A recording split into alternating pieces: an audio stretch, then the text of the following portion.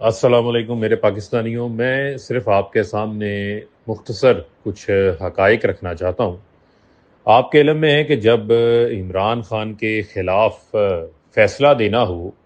تو اس وقت معلوم یہ پڑتا ہے کہ جج ہمایوں دلاور، جن کی باقاعدہ جو ان کی گرمیوں کی چھٹیاں ہوتی ہیں وہ 31 اگست سے شروع ہو رہی تھی، اور 31 اگست کو جاری کیے گئے روسٹر کے اندر ہمایوں دلاور کا نام شامل نہیں تھا، لیکن ان کی جو ہے وہ چھٹیاں بھی ختم ہو جاتی ہیں اور دوبارہ ایک روسٹر سامنے آتا ہے جس میں ان کی 5 اگست تک جو ہے ان کی ڈیوٹی جو ہے ان کو اسائن کر دی جاتی ہے، کیونکہ انہوں نے عمران خان کے خلاف تیز ترین ٹرائل کر کے گواہان کا حق چھین کے اور انصاف کا قتل عام کر کے ان کو سزا دینی تھی، 3 سال کے لیے جیل بھیجنا تھا، جس کی صورت میں وہ انتخابات میں حصہ لینے سے نااہل ہو جاتے۔ اس وقت تو آپ کو نظر آتا ہے کہ ایک جج کی ڈیوٹی کو بڑھا دیا جاتا ہے، دوسری جانب ہمیں یہ نظر آتا ہے کہ عمران خان جو ہیں ان کی گرفتاری بھی ہو جاتی ہے، ان کو 15 روز کے لیے جوڈیشل ریمانڈ میں بھی بھیج دیا جاتا ہے، جو کہ 167 جو سی آر پی سی کا ہے، آرٹیکل 10A جو کانسٹیٹیوشن کا ہے، جو فیئر ٹرائل کی بات کرتا ہے، اس کی خلاف ورزی ہے کہ ایک ملزم کو بغیر جج کے سامنے پیش کیے اس کا 15 روز کا جو ہے وہ جوڈیشل ریمانڈ بھی دے دیا جاتا ہے۔ اس کے بعد جو ہے نہ کسی میڈیا کو پتہ چلتا ہے، نہ ان کے لائرز کو پتہ چلتا ہے کہ عمران خان صاحب جوڈیشل ریمانڈ کے اوپر ہیں سائفر کیس میں۔ اب عمران خان صاحب کی بروز ہفتہ کو ان کی درخواست ضمانت کے اوپر جو ہے وہ سنوائی ہونی تھی، لیکن انہوں نے اعتراض اٹھایا جی کہ آپ کا معاملہ اسلام آباد ہائی کورٹ میں ہے، تو اسلام آباد ہائی کورٹ میں تو توشہ خانہ سے متعلقہ درخواستیں بھی جو ہیں وہ پینڈنگ تھی، لیکن اس کے باوجود جج ہمایوں دلاور نے جو ہے وہ انصاف کا قتل عام کرتے ہوئے سزا بھی سنا دی تھی۔ چلیں، آج پیر کو پھر کیس مقرر تھا، ہم نے کہا کہ ہم جو اسلام آباد ہائی کورٹ میں اسپیشل کورٹ سے متعلقہ درخواستیں ہیں وہ واپس لے لیں گے، وہ درخواستیں واپس بھی لے لی گئیں، لیکن آج معلوم پڑا کہ جج ابو الحسنات صاحب جو ہیں وہ 8 روز کی چھٹی کے اوپر چلے گئے ہیں،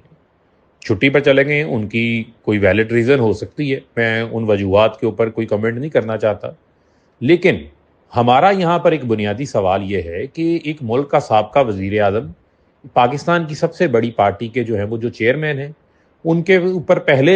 200 مقدمات بنائے جا چکے، ان کو جو ہے وہ پہلے انصاف کا قتل عام ہو چکا، تو اب وہ ایک جج صاحب جو ہیں وہ جس بھی وجہ سے چھٹی کے اوپر ہیں، اس کے چھٹی میں ہونے کی وجہ سے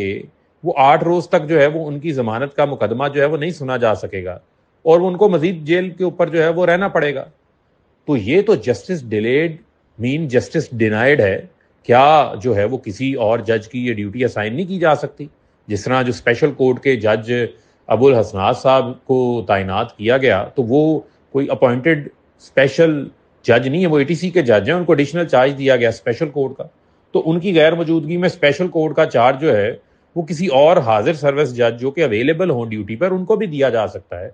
تاکہ وہ عمران خان کا جو بنیادی قانونی حق ہے ضمانت ان کو ملنا، اس کا مقدمہ سن سکیں، شاہ محمود قریشی کا مقدمہ سن سکیں۔ لہٰذا مجھے نہیں سمجھ آتی کہ یہ عمران خان کے معاملے میں جب آپ نے سزا سنانی ہو تو انصاف کا قتل عام بھی ہو جاتا ہے، تیز ترین ٹرائل بھی ہو جاتا ہے، ججوں کی چھٹیاں کینسل کر کے ان کی ڈیوٹیاں بڑھا دی جاتی ہیں، اور جب عمران خان کو ریلیف ملنے کا معاملہ ہو، جب عمران خان کی ضمانت کا معاملہ ہو، جو قانونی ریلیف ان کا رائٹ ہے، آئینی اور قانونی رائٹ ہے، وہ ان کو ضمانت ان کو ملنا ان کا رائٹ ہے، لیکن اس وقت جو ہے جج صاحب چھٹی پر ہیں، لہٰذا اس کی بنیاد کے اوپر ان کا ضمانت کا کیس نہیں سنا جا سکتا۔ ایسے انصاف کا جو ہے وہ نظام انصاف کے اوپر لوگوں کی جو ہے وہ